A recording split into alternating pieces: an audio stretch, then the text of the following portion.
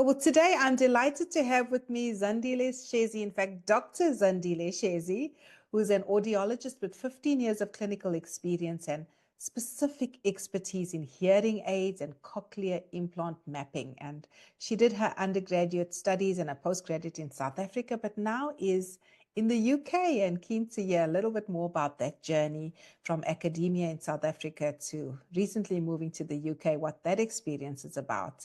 So Zandile, welcome to the podcast today. Thank you so much for making time for us. I look forward to you sharing your insights on what it takes to position yourself for a career transition internationally, given your experience. So tell us a little bit about yourself, your background, and where you're at currently professionally. All right. So hi everyone. Thanks for the opportunity, Diane, for having me here. So as you said, Zandile, I am an audiologist. I'm currently working at the University of Southampton in the UK. It's actually 16 years now in terms of my clinical experience. Oh, wow. I need to update that. As an audiologist. And I have worked in academia for about 14 years. Sorry, Dan. Oh, God, edit. That's what editing's for. You go. I think I'm mixing up. Oh, there we go. Okay, sorry. Yeah. So, in terms of, so I've worked, let me start all over again. Yeah, perfect. No, that's how it goes. I make mistakes. We cut it out.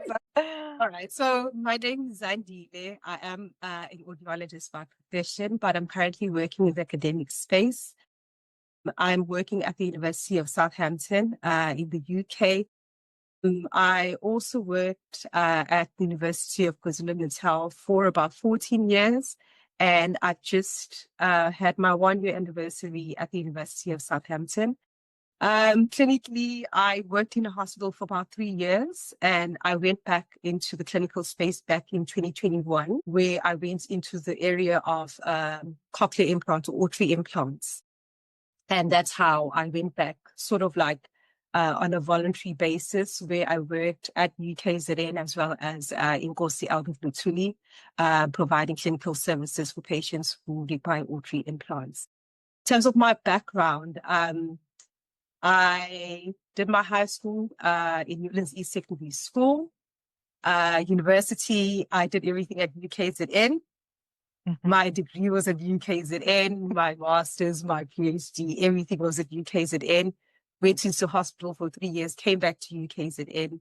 And yeah, I stayed for 14 years at UKZN and then just ventured now into University of Southampton. So that's my background. I'm a mom of 3. I'm a born-again Christian. Awesome. I am a purpose-driven person. Love it. Yeah, that's me. Yeah, I don't know if there's any. We're going to unpack some of that for sure. So Zandile, I'll start with how you got into audiology as a profession. Like, what made you choose audiology? Did it choose you? What was your path into this profession? Craziest part is that I never ever chose audiology. That's the craziest part. But audiology chose me. But I say this also with understanding that my life is very based on living according to what God has purposed for me. And this was from a very young age. So back whenever I completed my matric, I remember I put down audiology as one of, the professions. I didn't even know what it was all about. I didn't know at all. I just saw that it was something that I qualified for, and then I just put it down. Matric results come out. I haven't been placed in any of the universities. And then my mom says, let's just go to the university. And at that time, it wasn't online. You could go into the university and knock and say, this is, what you want to do and all of that. And I remember we were walking along the corridors and I saw a sign that said discipline of audiology. And I said to my mom, I had actually put down audiology as one of the things that I want to do. And mom just says, let's just go in. Try, yeah. Promise you, we go in there. We found Auntie Roshni She was looking at applications, introduced myself, and I said, I actually applied for this. She asked for my CAO number. She checks it on the system. They find me on the system. And then she says, you know what? Tomorrow is actually the last interview. They're having interviews, their last interviews tomorrow. So I can put your name down. If you want to, if you can come tomorrow, you'll be part of the last group that we actually interview. Wow. So I then said, thank you. We went to other departments and I left. And I remember when we were going back, I was just praying and I said, Lord, if this is what you've called me to do, then you will make it happen. I don't know what audiology is all about. Wow. I didn't even have a phone to actually check, Google, what is audiology? What is audiology? I didn't have access to that. And I remember that was my prayer. I said, if it is your purpose for me, then let it be. If not, please stop it with everything. Don't put me into a space that is not part of my purpose and what you've purposed for. Wow. And I went to the interview the following day, did my interview. And before I got home, I had already been placed. I already found a place. Will you accept? You can come as a student, and they gave me my acceptance letter and all of that, and I had to complete all of that. And that's how quick it was. And for me, it was just a sign that I am walking according to what has been purposed for me. That's why I always say I never really chose audiology. Banner that they had at the office, the banner that they had basically gave me an idea what audiology is all about. And that's what I walked into the interview with. Literally, that's what I walked into the interview with. And the Holy Spirit. Amen. Wow. Yeah. You know what, Sandy? I resonate so much with your story. I've told my story on the podcast, but just for anyone who hasn't heard it, I say the same. I didn't choose optometry. Optometry chose me because similarly, it was just one of the choices I put on the paper. I wanted to do something in health sciences. And I said to myself, whichever health science discipline accepts me, I'm going to take that spot, because you know what it was, so difficult to get into health sciences, right? That's right. X number of spaces. And well, optometry was the first one to respond and say, hey, we've got a place for you. And I'm like, yes. All I knew was that it had to do with eyes and glasses. Yes. Vaguely. Yes. But look where we are today. We were both in the same postdoctoral fellowship program. Come this journey of, being PhD candidates and then PhD graduates and, academics in major universities in the countries we've come from professions that we didn't necessarily even know were on our path. But when you're a person of faith and purpose, you find your lane, and how am I going to contribute and leave a legacy? Yes. Through yes. Oh, yeah. And so I'm so delighted that you started with that. It's such an important part of the story, and to encourage others that, pardon me, and you worked with health science students as well, and I worked with many who sometimes say, oh, this is not really what I wanted to do. But if you reframe your thinking, here's an opportunity that's been provided to you. What are you going to do with it? What becomes of it is in your hands, right? That's right. That's right. So, and look, I applaud you for where you are. I mean, even now you've moved beyond the borders of South Africa, taking your expertise to the UK, and we'll talk about that separately. But what I want to talk about is really a mindset issue, because at the time when you got into audiology, and many of the listeners will know South Africa's history. Professions like audiology were largely white dominated. And I'm just a disclaimer, I'm not making this about race at all. But as a Black female coming into a white dominated profession, or where Blacks were underrepresented, let me say that, how did you feel? Even though, God had sort of opened this path for you, what were some of the mindset challenges you faced, really just stepping into your role? Were quite a lot of challenges. There were quite a lot of challenges. And recently, let me just start by saying this, and I think it's important that I say this. Recently, I've spent a lot of time with myself and trying to refine myself. Am I still walking, to purpose and all of that? And asking myself some really deep questions and, some traumas that I'm picking up as I go along, especially when you find yourself in a very healthy environment, healthy space. There are some traumas that you are able to actually pick up because you're in a healthy environment, And so I started going through this journey and I asked myself, do I have any childhood traumas, man, that, made me to have such traumas where, so like, I'm not going to go into the traumas that I have, for sure. But that hold you back in a sense. Yes. And when I started spending time with myself, I actually realized that my traumas actually started at the time when I ventured into the space of audiology, if I can say it like that. Wow. This is from the time that when I was a student up until the time that I actually practiced as an audiologist and also went back into academia. When I was a student, the first things that we were told, there was a group of us. There was just a few of us. I think there were about 6 of us who were Black students at the time.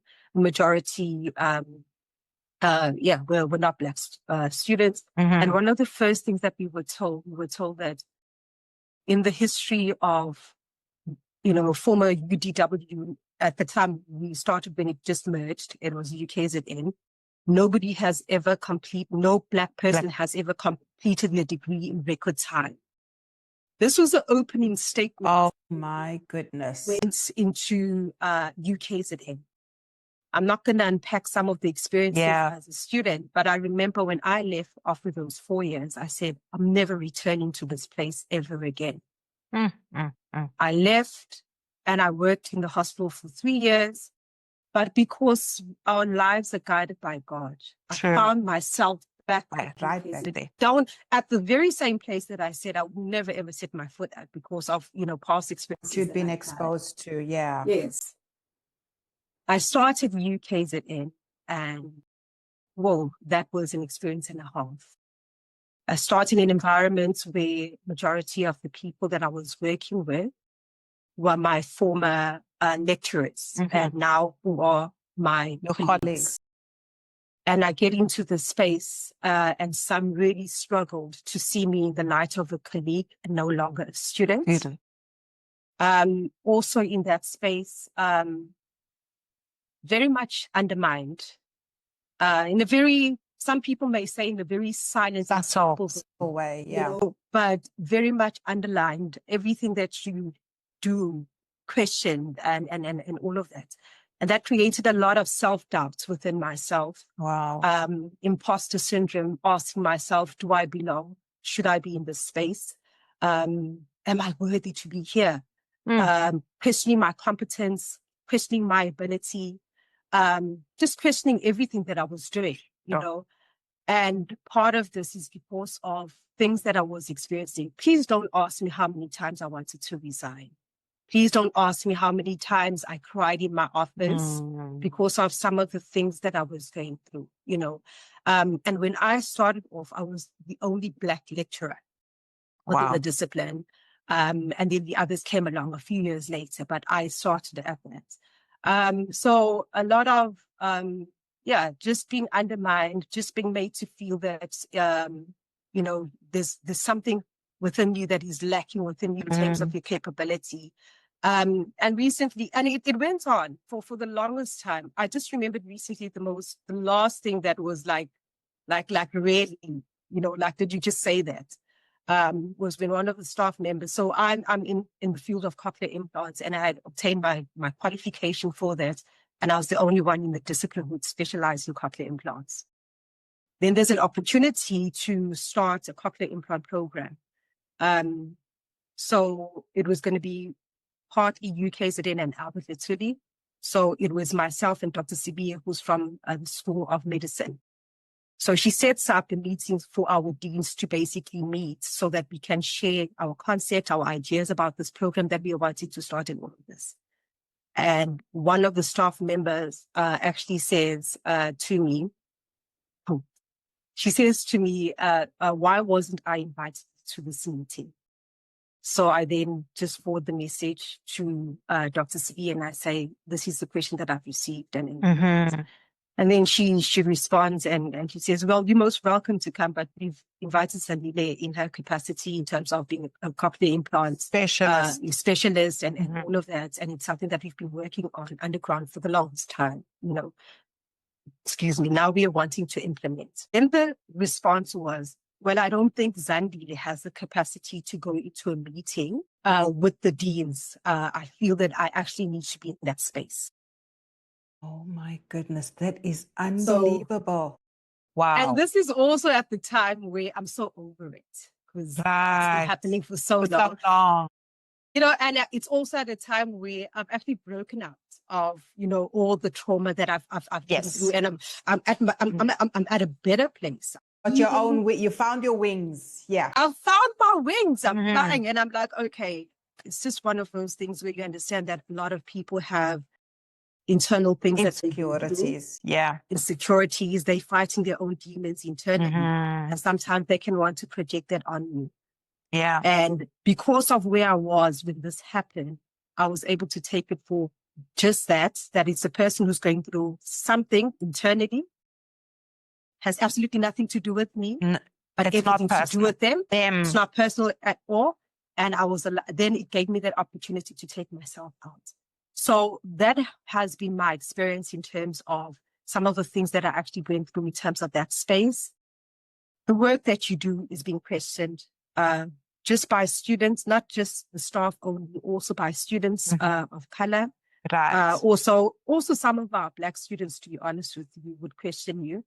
And I always say this, I went into UKZN, as a tutor. So I come in there, I don't have a master's degree. I don't have a PhD. I don't have the credentials that make me look like somebody who's intelligent and deserves to be in that space. So you go into a class and already there's that doubt because you are a new person. You're young, because I started very young in UKZN. You're young, you're Black. What is it that you can tell us? What is it that you can do? What is it that you can impart onto us as future audiologists? So I went through all of that at UKZN, but I keep saying now, I thank UKZN because that was my training ground. Totally. That was my training ground. Yes. And through the grace of God, I always say that I actually passed those tests because when I look at myself now, with grace. When I look at myself now, I really sit back and I say, oh, that was a long journey. Some of the things that I went through, I wouldn't be able to even share in the podcast, but it was just that.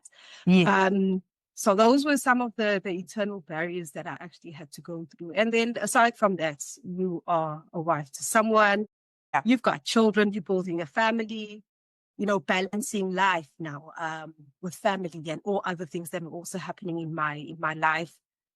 Working in church, serving in church. There was just a lot that I was actually, working on. So, those are some of the challenges that I face.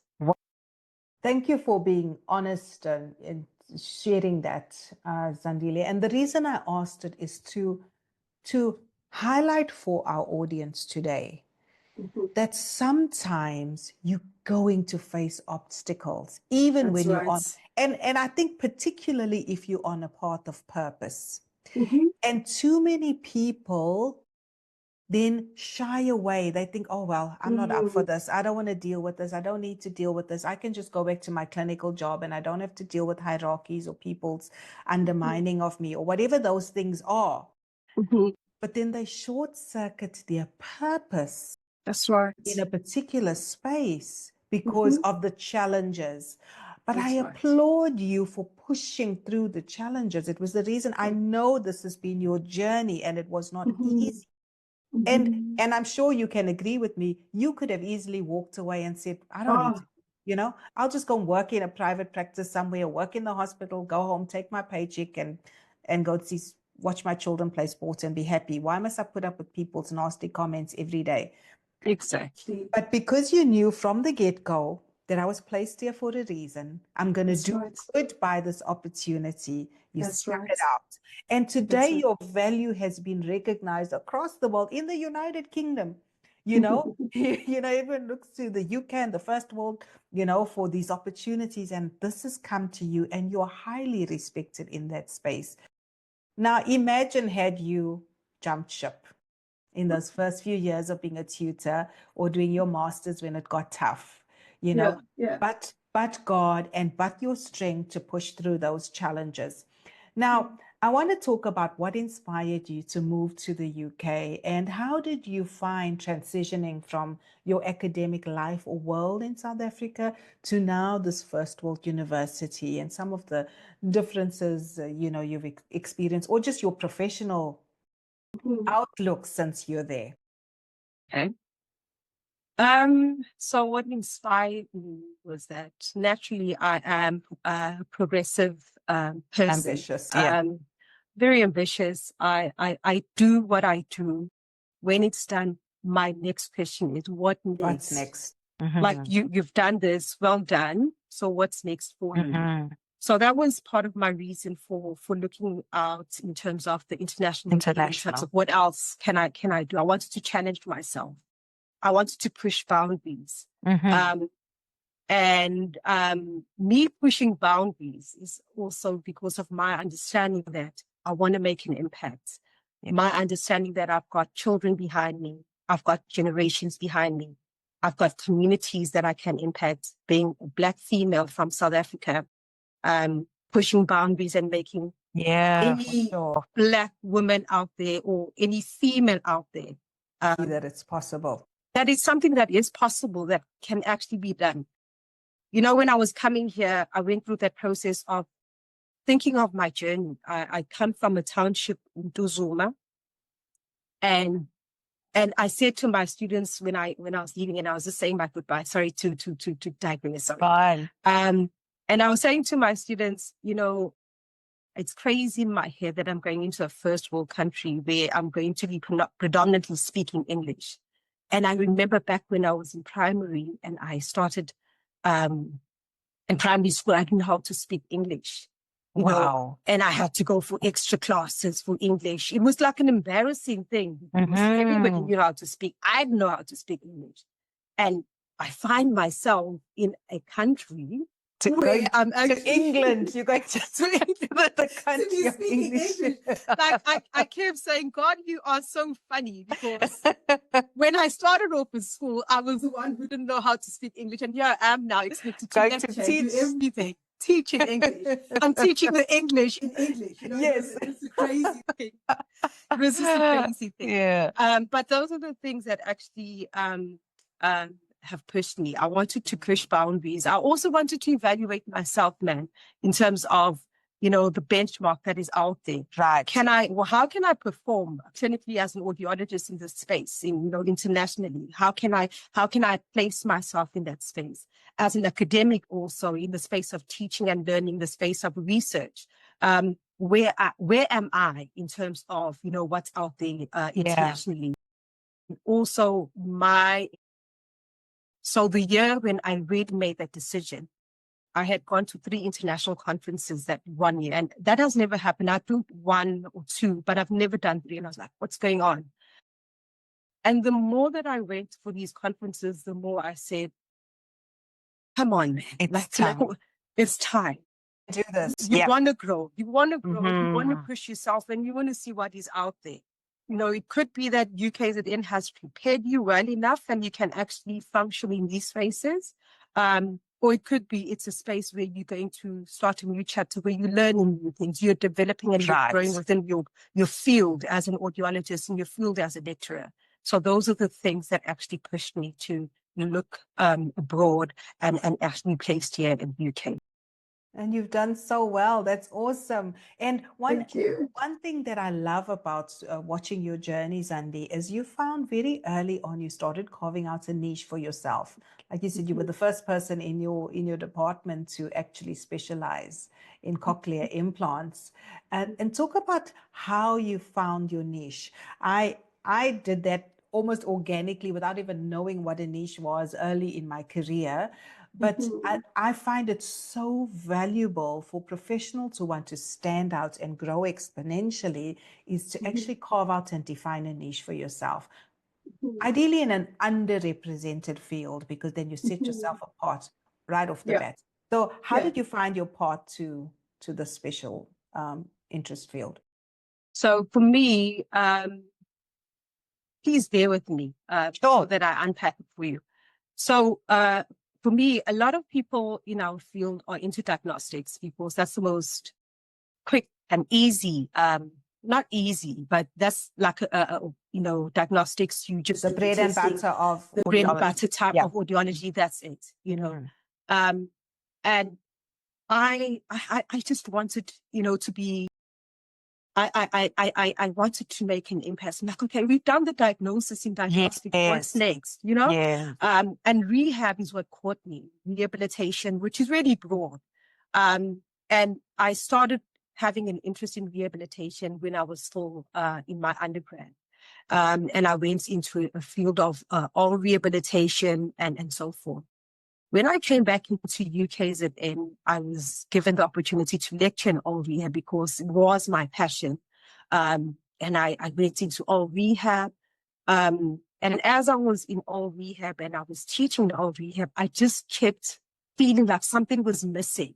I felt like I wasn't giving my job the excellence that it requires. I felt like there was just something missing in terms of what I'm teaching, whereas I wasn't sure. Am I giving the students exactly what they should be knowing in terms of this field? And I just wanted more. I remember one day I sat down, I Googled my laptop to find out who are the gurus when it comes to all rehab in South Africa. Who can I find who can mentor me so that I also really grow in this field of all rehabilitation? And I remember I Googled and there was a lady that I found by the name of Estelle Roberts, and she was based in Pretoria.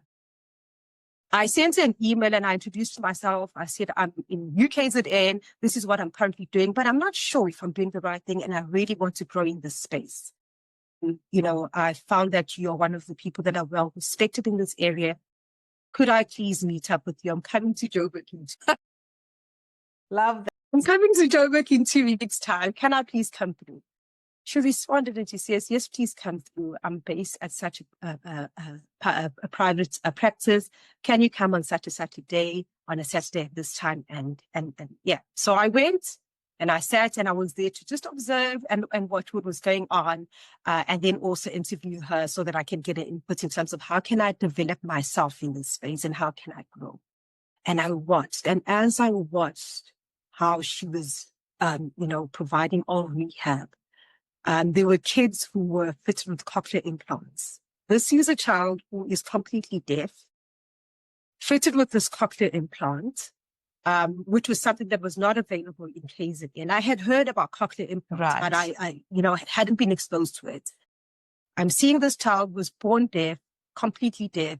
They are now speaking. If I hadn't seen the device behind their ear, if I hadn't seen the device on their head, I wouldn't have had known that this child actually has a hearing loss. And then I got introduced to cochlear implants, which is also part of all rehab. I got introduced to cochlear implants and the all rehab that goes with cochlear implants. Then I had my interview with Estelle. And that's how I found my niche. That's how I found my niche. When I walked out there, I was blown away. I said, Estelle, listen, I know you're meeting me for the first time. I want to grow in all rehab. That I can see that what makes all rehab to work is cochlear implants. What else can you tell me about cochlear implants? You send me to different places in terms of, the qualifications where you can get it, the courses that you can do. She invited me to the rehab classes. She was facilitating a course, also a year-long course for all rehab. And I went into those spaces like that. And that's how I found my niche. Fell in love with it. Still in love with it up until today. Oh, I love that story. and I love the fact that you were proactive. It's what I advise my clients to do as well. Just reach out. You find someone you think you may be interested in what they are doing. I don't know you, but send them an email. This is I Yes. admire your work. I'd love to know more Mhm. about it.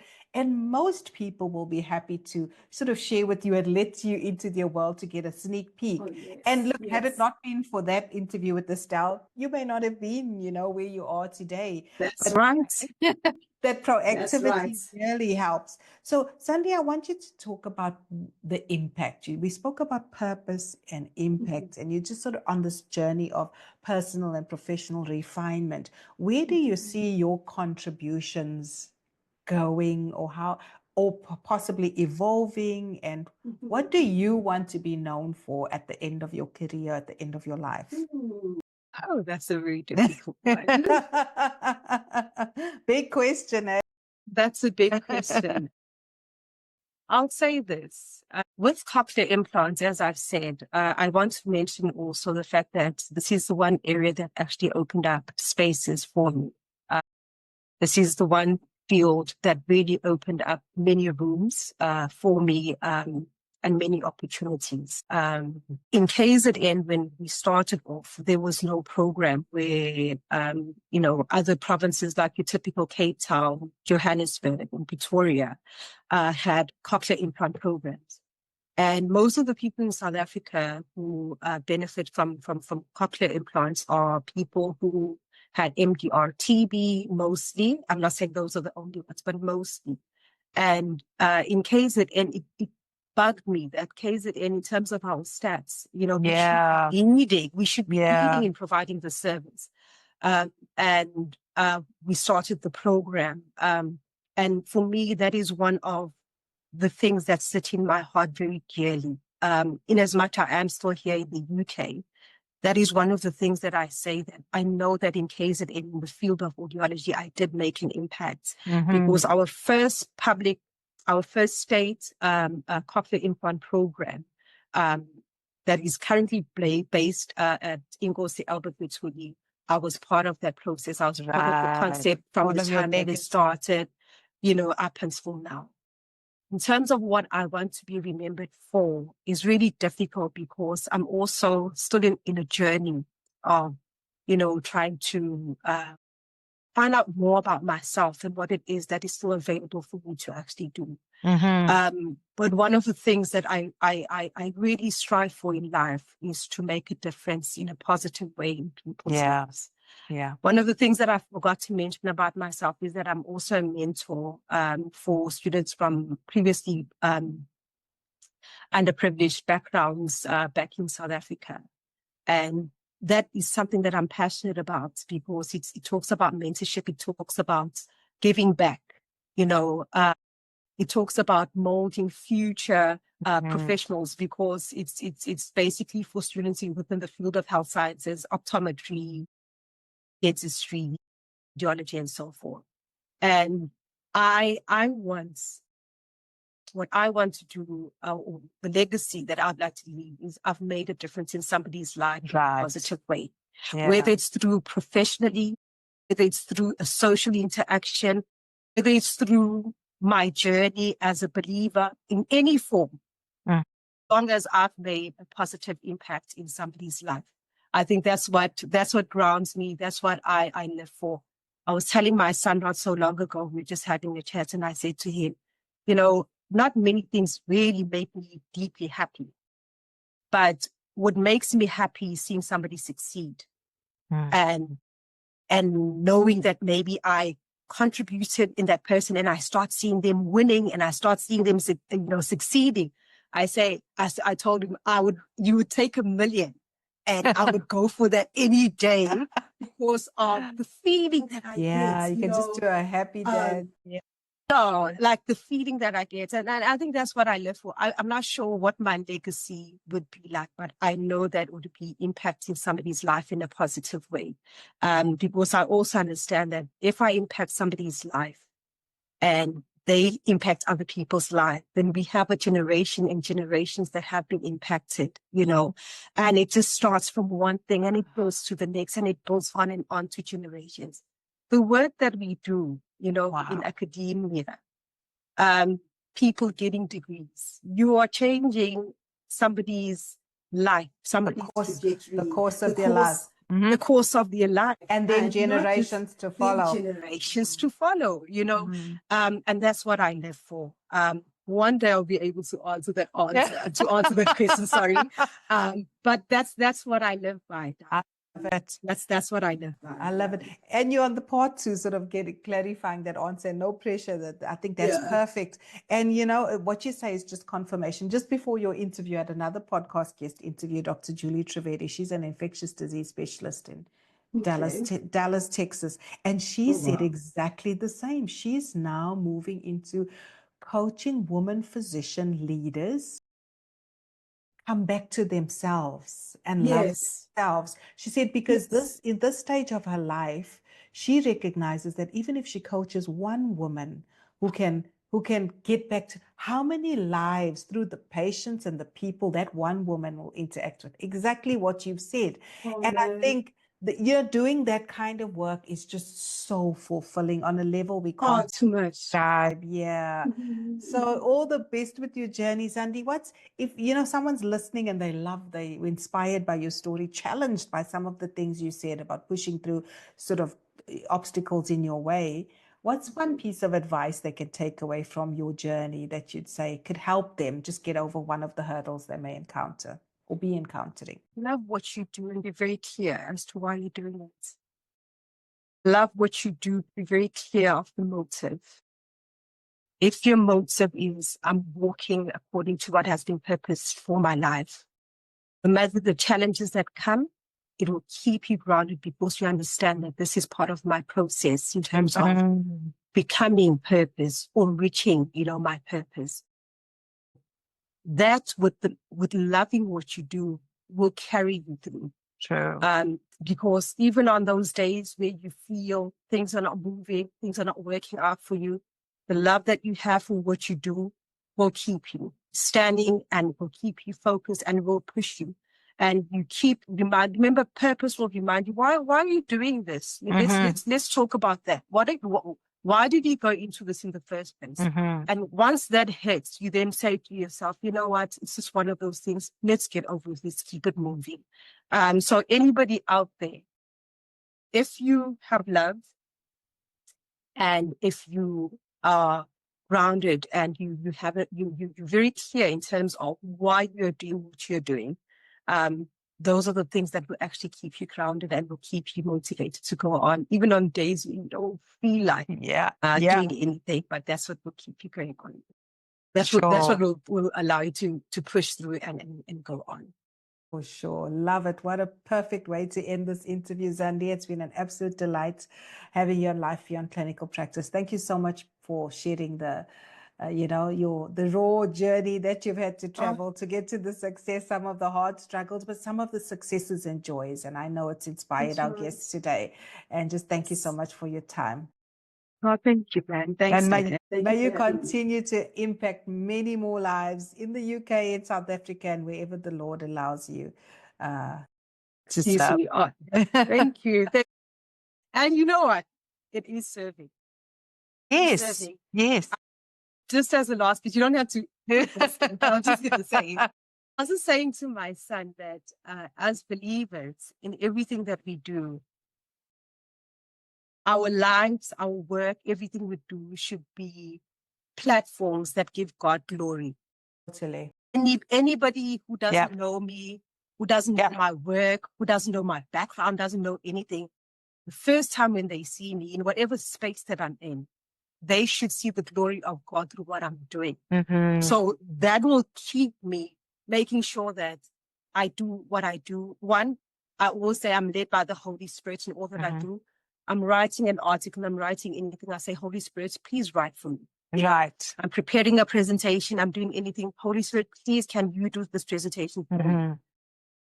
And me saying this is understanding that I can't do it on my own. I rely on the Holy Spirit to do it for me.